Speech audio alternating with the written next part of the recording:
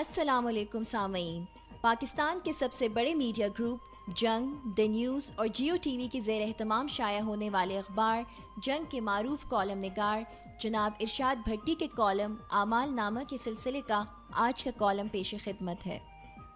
صدر الدین ہاشوانی کا آج.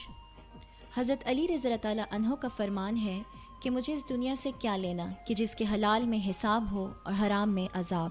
اور خوشی کی بات یہ ہے کہ صدر الدین ہاشوانی کا آج اسی کال کے گرد گھوم رہا ہے. کاش میں بھی ایسا ہوتا. سچ ہمیشہ غالب رہے گا. ان کی بایوگرافی پڑھ کر جو میرے سامنے لکھی گئی پہلا خیال آیا، جانتا ہوں کہ اس کتاب میں وہ اپنی زندگی کا صرف 30% سچ ہی لکھ پائے ہیں. باقی 70% ابھی بھی ان کے پاس ہی ہے، اور ممکن ہے کہ یہ باقی 70% لکھا ہی نہ جا سکے، کیونکہ سچ لکھنا مشکل تو ہے ہی، مگر ہمارے ہاں جہاں ہر کوئی اپنا اپنا سچ لیے گھوم رہا ہو، وہاں کسی اور کا سچ سننا اور پھر اسے ہضم کرنا کسی معجزے سے کم نہیں ہوتا. بھارتی بزنس ٹائکون لکشمی متل سے کسی نے پوچھا کہ آپ کی کامیابی کی سب سے بڑی وجہ؟ میری حکومتوں کی مسلسل مدد اور تعاون، متل نے جواب دیا. مگر ادھر 7 قاتلانہ حملوں، 11 مرتبہ کی ECL، 2 بار علاقہ غیر کی روپوشی، 40 دن ماشاء اللہ کی قید تنہائی اور 5 سالہ جلاوطنی کاٹنے والے ہاشوانی صاحب ہر حکومت میں زیر عتاب رہے اور ہر حکمران کا ہدف ٹھہرے. آج بھی عدالتوں میں 200 سے زیادہ مقدمے لڑتے 74 سالہ صدر الدین ہاشوانی اکثر یہ کہہ کر دکھی ہو جاتے ہیں کہ ان فضول لڑائیوں کی وجہ سے میں اپنے ملک کے لیے جو کچھ کرنا چاہتا تھا اس کا 5% بھی نہ کر سکا.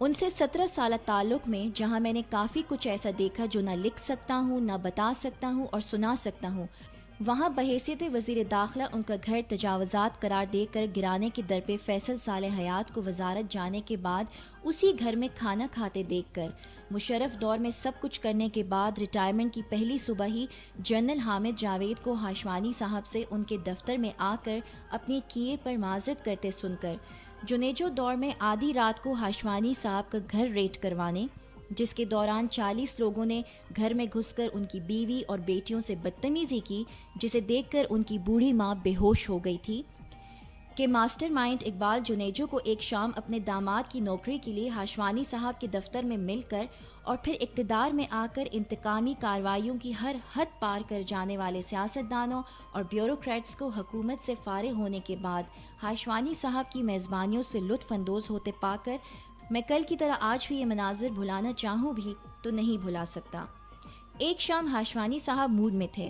اپنی ایک پرانی فائل نکالی اور اس میں سے ذوالفقار علی بھٹو کے 2 خط دکھائے. وکالت سے سیاست کی طرف آتے بھٹو نے پہلا خط سکندر مرزا کو لکھا تھا اور اس میں نوجوان زلفی نے سکندر مرزا کو قائد اعظم سے بڑا رہنما قرار دیا ہوا تھا.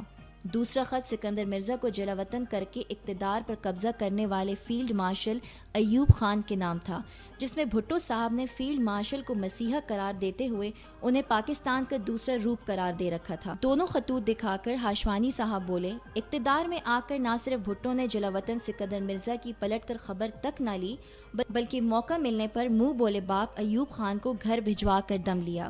پھر کہنے لگے کہ بھٹو صاحب نے جب تعلیمی ادارے نیشنلائز کیے تو مشہور وکیل ڈینگو مل کے وکیل بیٹے پرسی مل، جو بھٹو کا پارٹنر تھا، نے بھٹو سے کہا، زلفی یہ تم نے تعلیم بھی نیشنلائز کر دی؟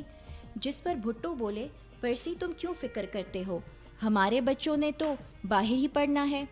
صدر ضیاء الحق سے دوسری ملاقات میں ہی اپنے تعلقات خراب کر لینے والے ہاشوانی صاحب یہ قصہ کچھ یوں سناتے ہیں کہ ضیاء الحق سے میری دوسری ملاقات اس وقت کے وزیر تجارت شیخ رفیق اختر کے گھر ہوئی. مسٹر ہاشوانی، ملکی حالات کیسے جا رہے ہیں؟ رسمی علیگ سلیگ کے بعد ضیاء الحق نے پوچھا. جناب صدر، حالات بہت ہی خراب ہو گئے ہیں، کیونکہ آپ اور آپ کی حکومت اپنا اصل کام کرنے کی بجائے قوم کو کلمہ پڑھانے پر لگی ہوئی ہے، دوبارہ سے مسلمان بنانے پر تلی ہوئی ہے. آئیے کھانا کھاتے ہیں. ہاشوانی صاحب کی بات ختم ہونے سے پہلے ہی غصے سے لال ہوتے چہرے پر زبردستی مسکراہٹ لا کر ضیاء الحق بولے. ہاشوانی صاحب بتاتے ہیں کہ اگلے دن نور لغاری ڈائریکٹر IB کا فون آیا. مسٹر ہاشوانی، آپ کے لیے صدر صاحب کا پیغام ہے کہ آئندہ آپ انہیں کہیں مل بھی جائیں تو سلام بھی نہ کرنا. میں نے کہا کہ میرا ایک پیغام بھی اپنے صدر صاحب کو پہنچا دینا کہ تم جاؤ بھاڑ میں. ایبٹ آباد آپریشن کے بعد فوج کے حق میں دبئی سے لائیو پریس کانفرنس کرنے والے ہاشوانی صاحب اپنے سب سے گہرے دوست جنرل آصف نواز کی پراسرار موت کو آج بھی قتل قرار دیتے ہیں۔ کہتے ہیں کہ امریکہ میں اس وقت کی پاکستانی سفیر عابدہ حسین کے دفتر میں جنرل آصف نواز کی امریکی حکام سے لڑائی اور پاکستانی حالات کو ٹھیک کرنے کے لیے بلا امتیاز و تفریق ایک بے رحم احتساب کی باتیں، دو بڑی وجوہات تھیں کہ جس کی وجہ سے سب طاقتیں جنرل کے خلاف ہو گئی تھیں، اور صورتحال یہاں تک پہنچ گئی تھی کہ ایک دن آرمی چیف جنرل نواز نے انہیں بتایا کہ آئی بی ان کے ٹیلی فون ٹیپ کر رہی ہے اور ان کی نجی زندگی کو مانیٹر کیا جا رہا ہے۔ جنرل اس دن سخت غصے میں تھے۔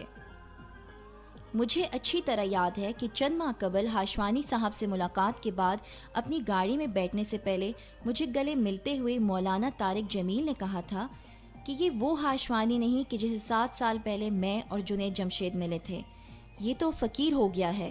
مجھے آج اس پر رشک آ رہا ہے۔ دعا ہے کہ اللہ تعالیٰ اس کے لیے آسانیاں پیدا فرمائے۔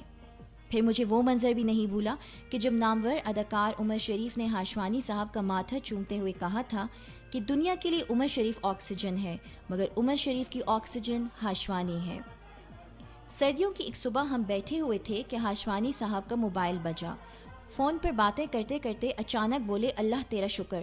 کیا ہوا؟ جو ہی ان کی بات ختم ہوئی تو میں نے ویسے ہی پوچھ لیا۔ کہنے لگے تیل کا ایک کنواں خشک نکلا ہے، میرا آدمی مجھے بتا رہا تھا کہ $10 لاکھ کا نقصان ہوا ہے، تو میں نے اللہ کا شکر ادا کیا ہے کہ یہ سب اسی نے تو دیا تھا۔ پھر بولے میں کون سا ماں کے پیٹ سے یہ سب کچھ ساتھ لایا تھا، وہی اللہ مجھ فقیر کی پھر سے جھولی بھر دے گا۔ اور پھر ایسا ہی ہوا، اللہ تعالیٰ نے دوسرے کنویں سے ان کو اتنا دے دیا کہ پچھلے خسارے بھی پورے ہو گئے۔ 2 دن پہلے ہم ہاشو ہاؤس میں بیٹھے باتیں کر رہے تھے کہ اچانک رونے لگ گئے۔ کیا ہوا سر؟ میں گھبرا گیا۔ اب اللہ تعالیٰ سے ملنا چاہتا ہوں، اللہ سے ملاقات کی خواہش ہے، واپس جانا چاہتا ہوں، اب میرا اس دنیا میں دل نہیں لگتا۔ وہ ہچکیوں سے رو رہے تھے۔ پھر بولے تمہیں نہیں لگتا کہ میں نے کچھ زیادہ ہی اکٹھا کر لیا ہے؟ مجھے قبر میں کون چھڑائے گا؟ میں اس سب کا حساب کیسے دے پاؤں گا؟ اپنے دوست قاضی حسین احمد مرحوم کے ساتھ مل کر اس ملک کی اگلی نسلوں تک کے لیے ایک بہت بڑا کام کر چکے، ہزاروں ضرورت مندوں کی خفیہ مدد کرتے اور ہمیشہ سر اٹھا کر اور آنکھوں میں آنکھیں ڈال کر بات کرنے والے ہاشوانی صاحب کو صرف اور صرف اللہ کی چاہت میں روتے دیکھا تو بے اختیار مجھے حضرت علی رضی اللہ تعالیٰ عنہ کا فرمان یاد آ گیا کہ مجھے اس دنیا سے کیا لینا کہ جس کے حلال میں حساب ہو اور حرام میں عذاب۔ اور خوشی کی بات یہ ہے کہ صدر الدین ہاشوانی کا آج اسی کال کے گرد گھوم رہا ہے۔